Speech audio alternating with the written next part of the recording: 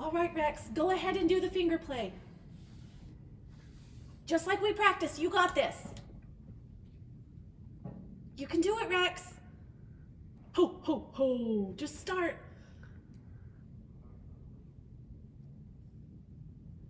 Okay, Michael, are you getting this?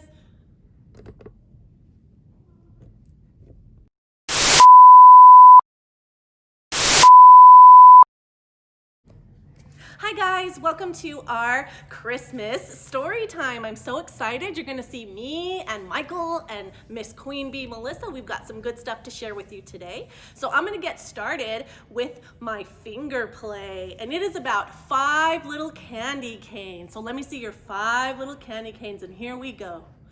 Way up high in the Christmas tree, I saw 5 candy canes looking at me.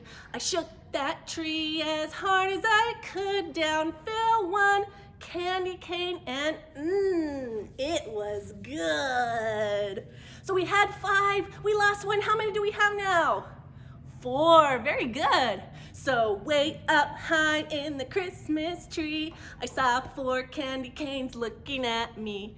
I shook that tree as hard as I could. Down came 1 candy cane, and it was good. So we had 4, now we have how many? 3, good job. So here we go. 3 little way up high in the Christmas tree, I saw 3 candy canes looking at me. I shook that tree as hard as I could. Down came 1 candy cane, and it was good. So we had 3, we lost 1 more. How many do we have? 2. So let me see 2 on both hands. Let me see 2. So here we go. Way up high in the Christmas tree, I saw 2 candy canes looking at me. I shook that tree as hard as I could. Down came 1 candy cane, and it was good. So we had 2, we lost 1. Now how many do we have? Just 1. So here we go. I saw 1, way up high in the Christmas tree, I saw 1 candy cane looking at me. The last candy cane, huh? I shook that tree as hard as I could.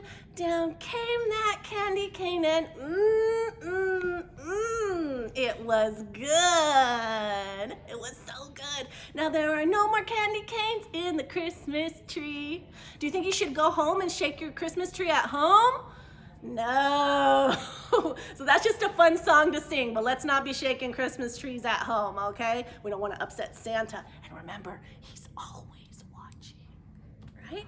So to share with you, I have my favorite Christmas book. This series is by Leslie Patricelli. She has a whole series of these, and they feature this little baby character. So this one is the Christmas one, and it's called Fa La La.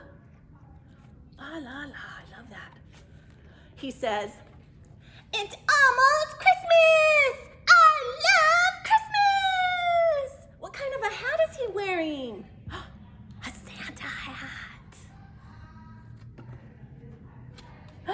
Ooh, we go to pick a tree.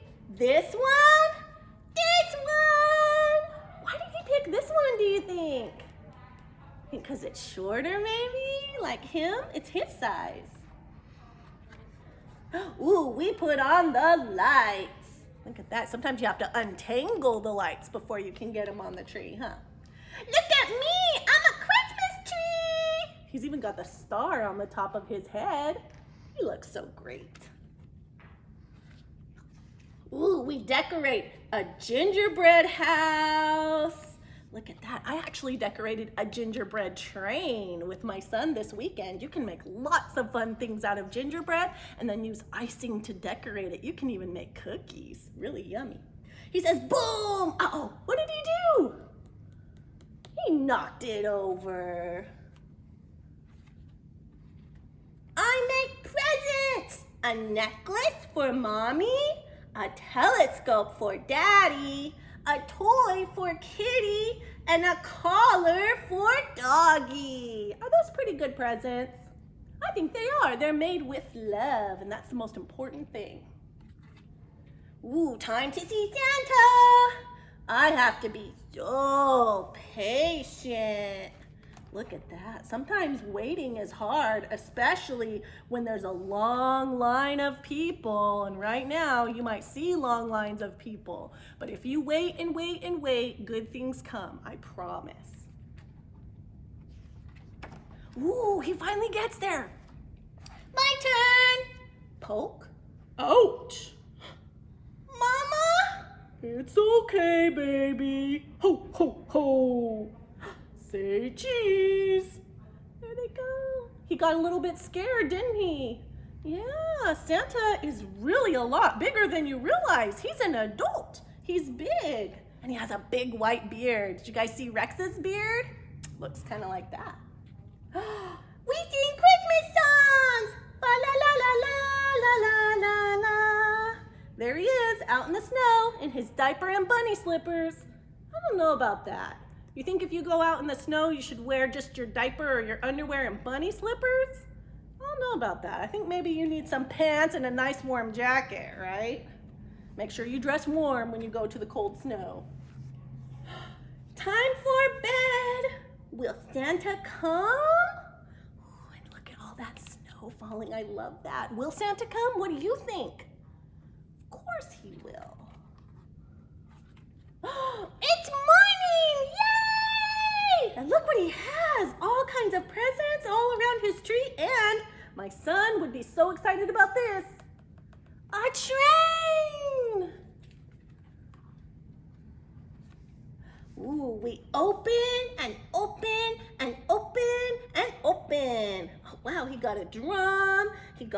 Looks like he gave the cat his toy. He gave his mommy the necklace. He gave his daddy the telescope. Looks like he got some mittens, a ball. Got some good stuff.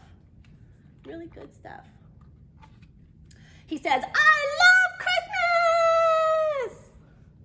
And look at that. There they are all together. And you know, that's the real point of Christmas, isn't it? Spending time with your loved ones, even if it's just through a computer screen, saying hi and being able to tell them, I love you and Merry Christmas, right? So that is my book. Now I know that Michael has another fun book for you, and I'm excited to see his book.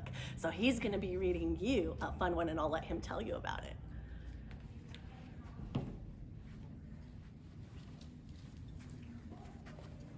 Hey guys, it's Michael. And you know what? Christmas is about the presents for this man right here. And Santa is really sneaky going into your house with nobody seeing, leaving presents behind. But for this guy, Santa doesn't stick around. And let's see why. This is the Santa Trap. Bradley Bartley was bad. He'd been born bad. Before baby Bradley even left the hospital, he'd bitten the midwife on the bottom, stolen the doctor's stethoscope, and emptied his diaper into his grandmother's handbag. And the older Bradley got, the badder he became. Bradley's parents were immensely rich. They had a huge house with a garden that was big enough to lose an elephant in. They knew that the garden was big enough to lose an elephant in because they had done exactly that. Bradley had demanded the elephant as a house pet, but treated it so badly that it escaped into the garden and was never seen again. Bradley's parents always gave him whatever he demanded, not because they thought he deserved it, but because they were terrified of him. Look at that elephant running away. Bradley is so bad. Every Christmas, Mr. Bartleby hired a team of secretaries to type up a huge list of presents that his greedy son demanded from Santa Claus. Of course, Santa knew that what a beastly brat Bradley was, so he never looked at the list. But that didn't mean that he'd forgotten about Bradley completely. Santa is such a kind-hearted old fellow that he believes no child, even one as bad as Bradley, should go without a Christmas present. So every Christmas morning, Bradley would discover that Santa had left him the same small gift. Socks! Howled Bradley. Another pair of dumb socks? Never mind, Bradley dear, cried Mother and Mr. Bartleby as they rushed into the trolley load of presents. Look, Mommy and Daddy got you everything you wanted. But I don't want presents from you, roared Bradley. I want presents from Santa Claus, like everyone else. And he stormed back into his room. The next morning, Mr. and Mrs. Bartleby were alarmed to discover that their son had climbed up inside the living room chimney. They were even more alarmed to discover that Bradley had nailed several sticks of dynamite around the chimney walls. What are you doing, dear? Asked Mr. Bartleby nervously. What does it look like? Scowled Bradley. I'm building a trap. A trap? Said Mr. Bartleby. A trap for what? For Santa Claus, snarled Bradley. I'm going to catch that fat fool and take every present he's got. Mr. and Mrs. Bartleby were speechless. In a lifetime of badness, this was quite the baddest thing that Bradley has ever tried to do. Mr. Bartleby was the first to come to his senses. Isn't it a little early to be setting a trap? He gasped. It will be a whole year before Santa comes again. Oh, this is only the beginning, scoffed Bradley.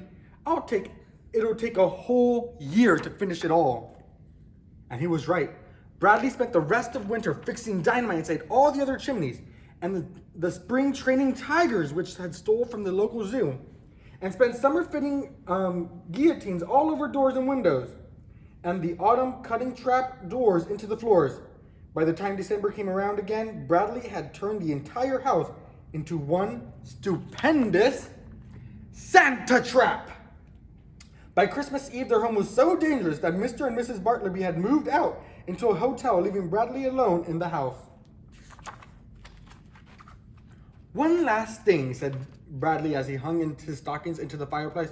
He was certain that Santa wouldn't make it that far, but he had just make sure he tied an invisible tripwire to the stocking. The moment anyone touched it, a large metal cage would drop down from above.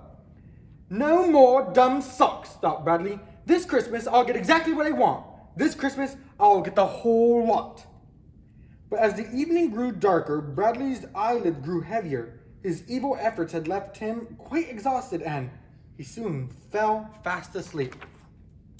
It was almost midnight when Bradley was awakened by the roar of an angry tiger, whose tail had just been stepped on by an elephant.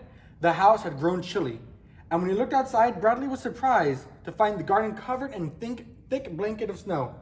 Shivering with cold, Bradley decided to light a fire. It was only when the flames began to lick up the chimney that Bradley remembered the dynamite. Boom! Yow! The explosion blew Bradley right through the living room window and out into the rose bushes below. Cursing loudly, Bradley struggled free from the thorny stems. He had barely caught his breath when 6 sleek, stripy shapes came bounding toward him out of the snow. Nice kitties, squealed Bradley as he fled back through the rose bushes with the tiger snapping at his heels. The tigers chased Bradley around the garden twice before he was able to lose them by diving into the heap fresh of elephant dung and creep back to the house. Determined not to be caught in any more of his own traps, Bradley took a deep breath and prepared himself before opening the front door. Aha! He cried triumphantly as he leaped through the clear of the falling guillotine. Ah! He cried miserably as he fell through the trap door. Sometime later, as the sun rose on Christmas morning, a scratched, scraped, and badly bruised Bradley limped back to the living room. There wasn't much of the fireplace left because, amazingly, his stocking was still hanging up, and even more amazingly, Bradley could see that there was something inside. Bradley hobbled over, tore down the stocking, and clang! The metal cage dropped right over him. Bradley let out a long sigh. He knew he was beaten, so he slumped down inside the cage, emptied his stocking onto the floor. For the first time ever, Santa had left Bradley more than one present. There was a big box of bandages, a large jar of antiseptic, and a nice new pair of socks.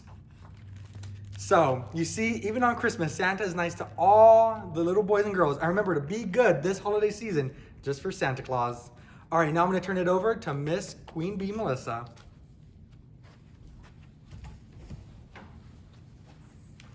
I just want to say one thing. Yeah, trap Santa, you should be trapping the elves, because the elves are the ones making the toys. Okay, so just saying that, putting that out there. I'm not going to gripe anymore. I'm going to read, if you take a mouse to the movies, what does this have to do with Christmas? We're going to find out. And there's something in here that's my favorite thing. This is by Laura Numeroff and Felicia Bond. So he's getting his little hat and everything ready to go. It's cold out there. So if you take a mouse to the movies, look, it's Santa Mouse is the movie showing. What's gonna happen? He'll ask you for some popcorn, and look him down there, he's going, "Please, I want the popcorn." When you give him the popcorn, is he gonna sit there and eat it and watch the movie? Let's see. He'll want to string it together. Look, it came with some string and a little needle. Then he'll want to hang it on a Christmas tree. So there's the movie playing, and he's already up going somewhere else. So let's see what happens. You'll have to buy him one. You didn't have a tree yet? On the way to the home, he'll see a snowman in the neighbor's yard, and he'll want to make one of his own. Uh-oh, already sidetracked. Then he'll need a carrot for a nose. When he's all finished, he'll decide to build a fort, and he'll want you to help him. Of course. Wow, look at that cool fort. Then he'll want to make some snowballs and have a snowball fight. That's really cool. I think he did need some help with that one. Then playing outside will make him cold. He'll want to go inside to curl up on the couch. And he's in his little Christmas boxers. Then he'll ask you for a blanket. Once he's nice and comfy, he'll want to listen to Christmas carols. You'll have to find some on the radio. He'll probably sing along, so he's got karaoke going. The carols will remind him of his Christmas tree. So he'll want to make ornaments. Oh, that's fun. You'll get him some paper and glue, and he'll ask you for glitter. Ooh, glitter. Scary. When the ornaments are done, and look at all the glitter everywhere, what's he gonna think of? He'll hang them all up. Then he'll stand back to look at the tree. Looks pretty nice. Uh-oh, it's leaning over. It's kind of top heavy. He'll notice his popcorn string is missing. And that's what started this all. So he'll want to make another one. And what's he going to ask for? Please, he wants some popcorn. And chances are, when you give him the popcorn, what's he going to want to do? He'll want you to take him to the movies. Right? You can't watch a movie without popcorn. So that was my favorite thing in this, is the popcorn string. So we want to thank you for watching our special holiday story time. Be good, and remember, the elves are watching you too.